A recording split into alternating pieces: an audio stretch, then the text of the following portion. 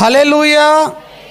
చూడండి, 10 మంది కన్యకలు, బుద్ధి కలిగిన వారు, బుద్ధి లేనివారు.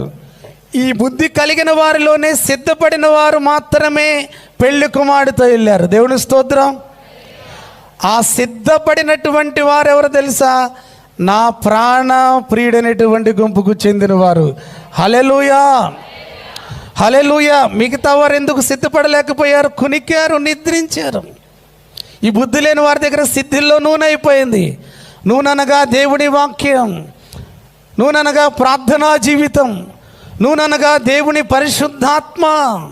రేపు యేసుక్రీస్తు ప్రభువారు మధ్యాకాశాన్ని వచ్చినప్పుడు మనం కూడా ఆ మధ్యాకాశంలోకి ఎత్తబడాలి అంటే, ప్రభు మనల్ని ఆకర్షించాలి అంటే దేవుని వాక్యం ఉండాలి, ప్రార్థనా జీవితం ఉండాలి, పరిశుద్ధాత్మ ఉండాలి. సువార్తికుడైన ఫిలిప్పు నపుంసకుడికి బాప్తీసం ఇచ్చిన తరువాత పరిశుద్ధాత్మతో వెళ్ళిపోయాడు.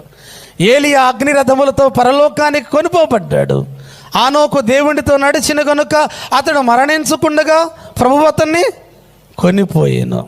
దేవుని స్తోత్రం. హల్లెలూయా, హల్లెలూయా. మరి ప్రభు రాకడకు మీరు అందరూ సిద్ధపడతారా? సిద్ధపడతారు, తలకాయ ఊపడం కాదు.